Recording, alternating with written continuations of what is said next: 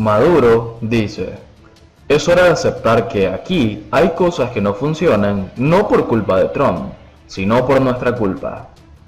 El dictador chavista admitió por primera vez que Venezuela atraviesa graves problemas. Además, adelantó que planea una reforma profunda del Poder Judicial. Nicolás Maduro aprovecha cada aparición pública para atacar a los líderes extranjeros que exigen democracia en Venezuela.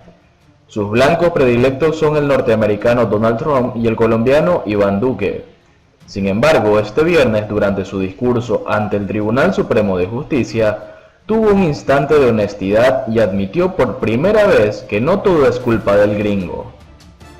No nos autoengañemos, es hora de aceptar que aquí hay cosas que no funcionan, no por culpa de Donald Trump, sino por nuestra culpa, y debemos cambiar todo lo que está mal, admitió. Y es ahora, debemos cambiar a Venezuela, aseguró. Maduro pidió levantar una gran fuerza ética, moral y espiritual para cambiar todo lo que está mal en Venezuela. La autocrítica duró apenas unos segundos, ya que no ahondó en los problemas que atraviesa el país. No habló de la desnutrición de los venezolanos, ni de la falta de asistencia médica ni de insumos. Tampoco habló de la hiperinflación y mucho menos se metió en el terreno de las estremecedoras violaciones a los derechos humanos. Luego adelantó sus planes de reformar la justicia y pidió a la Asamblea Nacional Constituyente, integrada solo por oficialistas, una reforma profunda del Poder Judicial, que cambie las estructuras y postulados de la Administración de Justicia en el país. Que la Asamblea Nacional Constituyente asuma y nombre una alta comisión para hacer una reforma profunda del Poder Judicial y llevar a un cambio de todas las estructuras, dijo el mandatario en la ceremonia de instalación del año judicial, frente a los magistrados del Tribunal Supremo.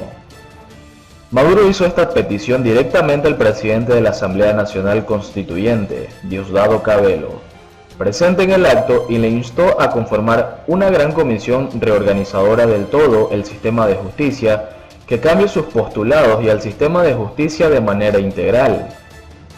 Expresó el sentimiento de la gente que quiere más y mejor justicia, una mejor fiscalía.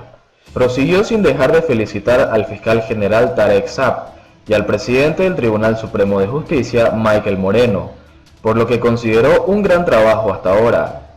La Asamblea Nacional Constituyente, no reconocida por numerosos países y cuyo origen es señalado de fraudulento por la oposición, ya ha concretado varias de las propuestas de las leyes hechas por Maduro.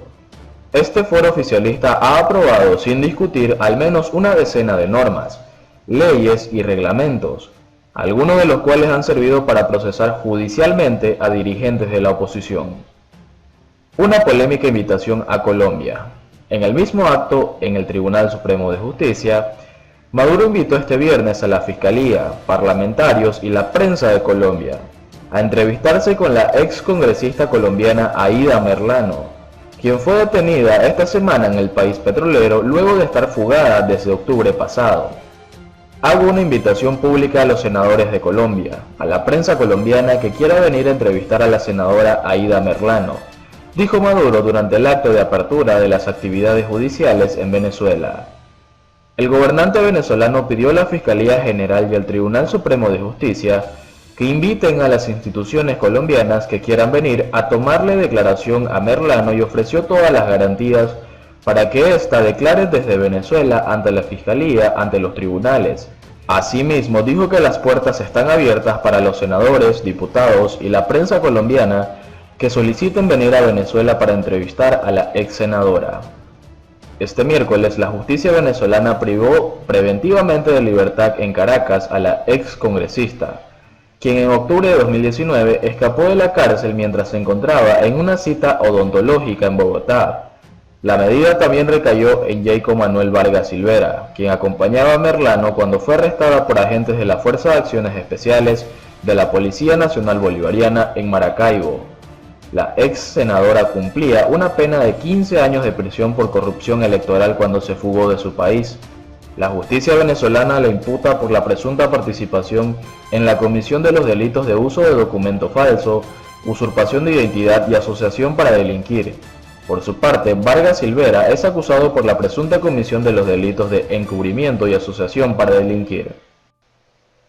Por otro lado, Maduro hace una apertura económica caótica ante el colapso del proyecto chavista. Maduro no es Lenin. Ha optado por permitir la liberación de áreas completas de la economía venezolana, pero de contrabando, sin decir que lo hace, no como parte de un giro estratégico en el camino hacia el socialismo bolivariano. En Venezuela hay una apertura económica caótica, sin articulación de ningún tipo, sin respaldo en las leyes, sin la restauración de los derechos de propiedad. El siguiente paso, la privatización drástica de lo que queda de la industria petrolera, el entierro definitivo del proyecto socialista y comunal de Hugo Chávez. Primero fue la abolición de hecho del control de cambios, algo que los jerarcas chavistas juraron que no harían porque de lo contrario los tumbaban. Luego arribaron a la liberación de las importaciones y la suspensión de las fiscalizaciones de los precios. A continuación, la admisión pública por parte del propio Nicolás Maduro de la dolarización de facto que se ha instalado en la economía.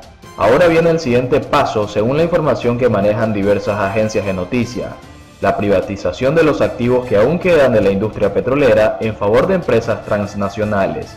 Esto es la consecuencia lógica e inevitable de la destrucción sistemática de la vaca petrolera, que movió la economía del país por casi un siglo y el consiguiente colapso de las finanzas públicas bajo el chavismo. Maduro simplemente se ha quedado sin fuentes de divisas y necesita con desesperación inversiones que rehabiliten las exportaciones petroleras del país. Para eso no hay otra vía que entregar sin que medien licitaciones ni estrategias que promuevan la competencia, los activos y pozos petroleros, así de sencillo. Las informaciones citadas indican que los delegados de Maduro están en conversaciones con Rosneft de Rusia, Repsol de España y Eni de Italia para tales fines. Uno de esos representantes es su vicepresidenta ejecutiva Delcy Rodríguez, que tenía ese tema como parte de su agenda en su reciente accidentado y polémico paso por España. No hay que descartar que la norteamericana Chevron se encuentre entre las corporaciones petroleras con las cuales Maduro esté en negociaciones. La única gran petrolera de los Estados Unidos que permaneció tenazmente en Venezuela durante todos estos años, la que sigue consiguiendo licencias por parte de la administración de Donald Trump que le permiten operar en el país pese a las sanciones. La única importancia que decidió acomodarse a los cambios fiscales de propiedad que el expresidente Hugo Chávez y su ministro y expresidente de Petróleos de Venezuela, PDVSA, Rafael Ramírez, les impusieron a los socios extranjeros con el argumento de revertir la entreguista y neoliberal apertura petrolera que en los años 90 del siglo pasado permitió el retorno de la inversión extranjera en el sector petrolero. Chávez satanizó de todas las maneras posibles esa política, pero ahora el heredero se prepara para desmontar toda la política petrolera que el chavismo edificó en nombre del sagrado nacionalismo. El régimen chavista está mutando rápidamente del proyecto socialista anunciando por el Plan de la Patria 2013-2019 hacia cualquier cosa distinta aún difícil de calificar.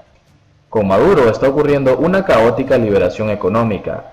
Esta no responde a un plan, es una sucesión de improvisaciones sin ninguna articulación. Un como vaya viendo o viniendo, iremos viendo. Eso explica que aún no haya domado la hiperinflación.